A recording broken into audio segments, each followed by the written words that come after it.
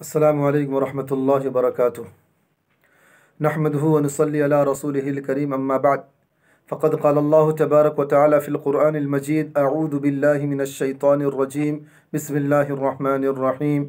انما يخشى الله من عباده العلماء وقال النبي صلى الله عليه وسلم ان مثل العلماء في الارض كمثل النجوم يهتدى بها في ظلمات البر والبحر فإذا انطمست النجوم اوشك ان تظل الهدات او كما قال علیہ الصلاۃ والتسلیم۔ قوم کے غیور باعزت و مکرم علماء کرام، میں نے آپ کے سامنے قرآن مجید کی ایک آیت اور آقا مدنی سرور کائنات صلی اللہ علیہ وسلم کی احادیث کے ذخیرے میں سے ایک حدیث آپ کے سامنے پیش کی ہیں۔ اللہ تبارک و تعالیٰ اس آیت کے اندر کیا فرماتا ہے اور آقا مدنی سرور کائنات صلی اللہ علیہ وسلم نے امت کو کیا پیغام دیا ہے، یہ چند باتیں آپ کے سامنے میں رکھنا چاہتا ہوں۔ ہر انسان جانتا ہے کہ رات اور دن برابر نہیں ہو سکتے، گرمی اور سردی برابر نہیں ہو سکتی، اجالا اور اندھیرا برابر نہیں ہو سکتا، اسی طریقے سے جاننے والا اور نہ جاننے والا برابر نہیں ہو سکتا۔ اللہ نے قرآن مجید کے اندر فرمایا قُلْ هَلْ يَسْتَوِي الَّذِينَ يَعْلَمُونَ وَالَّذِينَ لَا يَعْلَمُونَ، کہ جاننے والا اور نہ جاننے والا برابر نہیں ہو سکتا، یعنی جاہل آدمی چاہے اپنی کوشش اور محنت سے جتنا بڑا مقام اونچا حاصل کر لے، وہ صاحب علم کے مقام تک نہیں پہنچ سکتا۔ اللہ تبارک و تعالیٰ نے صاحب علم کے لیے، علماء کی عزت و توقیر کے لیے، نیز ان کی دعا اور مغفرت کے لیے اللہ نے ساری کائنات کو لگا رکھا ہے، اور ایسی ایسی فضیلتیں علماء کی شان میں، صاحب علم کے شان میں بیان کیے گئے ہیں جن کو سن کر فرشتے بھی رشک کرتے ہیں۔ تو جن کا مقام جتنا اونچا ہوتا ہے ان کی ذمہ داریاں بھی اتنی ہوتی ہے۔ تو آئیے سرکار مدینہ صلی اللہ علیہ وسلم نے احادیث مبارکہ کے اندر علماء کو کن ذمہ داریوں کی طرف اشارہ فرمایا ہے۔ اللہ کے نبی حضور علیہ الصلوۃ والسلام نے فرمایا ان مثل العلماء فی الارض کمثل النجوم یہتدی بها فی ظلمات البر والبحر، کہ علماء روئے زمین پر علماء کی مثال اس ستاروں کی طرح ہے جس کے ذریعے سے بحر و بر کے اندھیروں میں رہنمائی حاصل کی جاتی ہے۔ آگے میرا اور آپ کے آقا صلی اللہ علیہ وسلم نے فرمایا فَإِذَا انطَمَسَتِ النُّجُومُ أَوْشَكَ أَن تَزِلَّ الْهُدَاتُ، ستارے غروب ہو جائیں تو مسافروں کے بھٹکنے کا اندیشہ ہوتا ہے۔ یہ حدیث مسند احمد کی روایت ہے، حضرت انس بن مالک رضی اللہ عنہ حدیث کے راوی ہیں، اور اللہ کے نبی حضور علیہ السلام نے اس حدیث مبارکہ کے اندر ستاروں کی جو خصوصیت بیان کی کہ ستارے اگر غروب ہو جائیں تو مسافروں کے بھٹکنے کا اندیشہ ہوتا ہے، اور اللہ کے نبی نے علماء کو ستاروں سے تشبیہ دی، تو ستارے غروب ہو جائیں مسافر بھٹک جاتے ہیں۔ اسی طریقے سے اگر علماء کے اندر کمزوری آ جائے، علماء راہ اعتدال سے ہٹ جائیں، اگر علماء بے راہ روی کا راستہ اختیار کر لے تو امت کے بھٹکنے کا قوی اندیشہ ہوتا ہے۔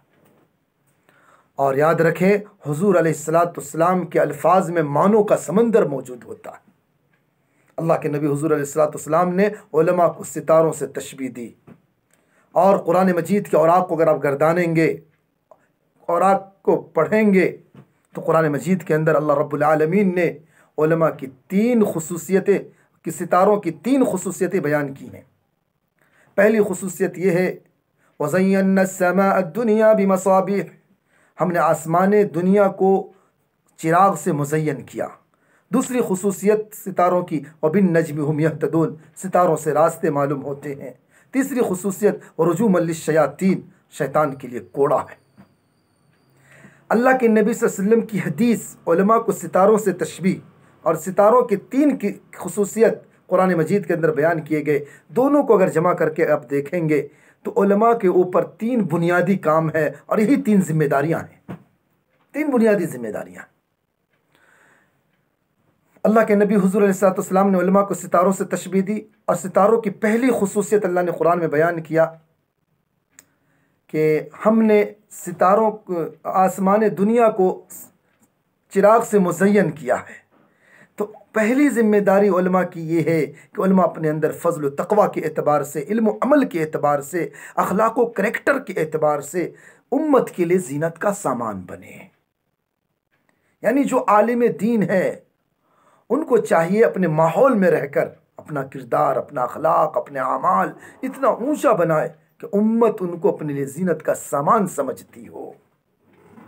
اور اللہ نے قرآن میں فرمایا انما یخشی اللہ من عبادہ العلماء۔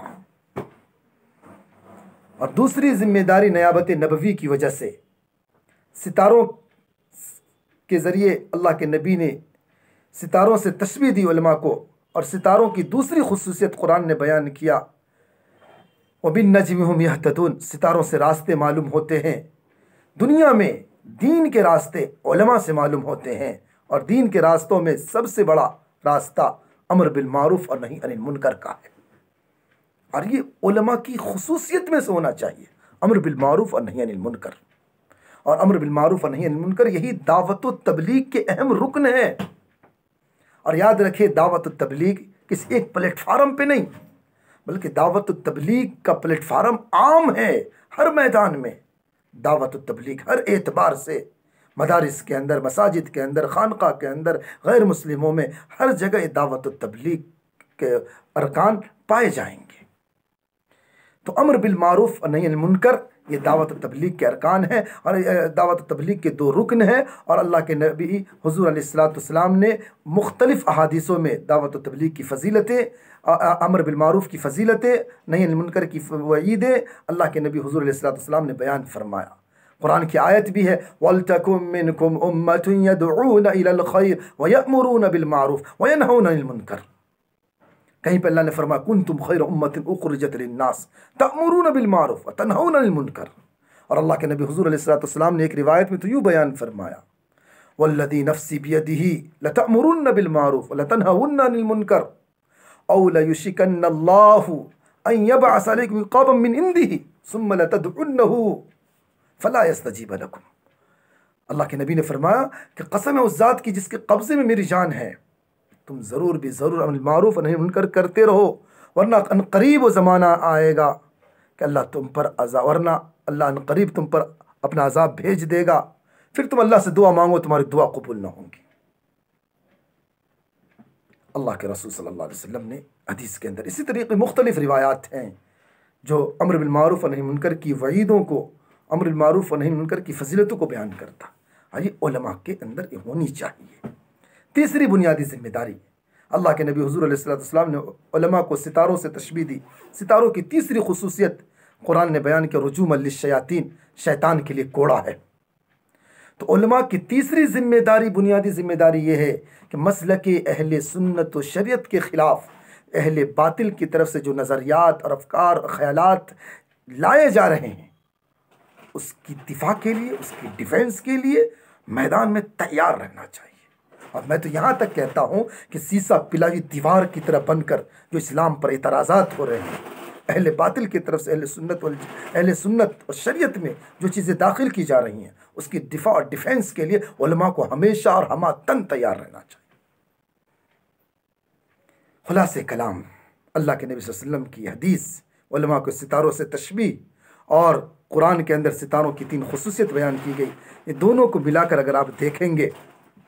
تو علماء کے اوپر تین بنیادی کام ہے۔ پہلا کام یہ ہے کہ علماء فضل علم و تقوی کے اعتبار سے امت کے لیے زینت کا سامان ہو۔ دوسرا عمل معروف نہی منکر کا اہتمام کرے۔ تیسری یہ ہے کہ مسلک اہل سنت و شریعت کے خلاف جو نظریات اہل باطل کی طرف سے لائے جا رہے ہیں اس کی دفاع ڈیفینس کے لیے ہمیشہ تیار رہے، ورنہ اگر اس کو اور توسیع دیں گے تو آقا مدنی صلی اللہ علیہ وسلم کی منصب نبوت کو جو اللہ نے قرآن کے اندر بیان کیا ہے وہی ساری چیزیں اللہ کے نبی کے وارث علماء پر عائد ہوتی ہیں۔ لہٰذا ہم علماء اکرام کو چاہیے کہ اپنے اندر علم و تقوی فضل کے اعتبار سے امت کے لیے زینت کا سامان ہو، امر بالمعروف نہی عن المنکر کا اہتمام کریں، اور مسلک اہل سنت شریعت کے خلاف جو نظریات اہل باطل کی طرف سے لائے جاتے ہیں اس کی دفاع اور ڈیفینس کرے، نیز ایمان و عقیدے، اعمال و معاملات، معاشرت، تہذیب، تمدن، ساری چیزوں کے اعتبار سے امت کو شریعت کی طرف توجہ دلائیں، مکمل اسلام پر داخل ہونے کی ترغیب دیں، اور ادخلوا فی السلم کافہ کا پیغام قرآنی گھر گھر اور در در پہ جا کے پہنچائے۔ اللہ سے دعا اللہ ہمیں بھی اور آپ کو عمل کی توفیق نصیب فرمائے۔ وآخر دعوانا الحمدللہ۔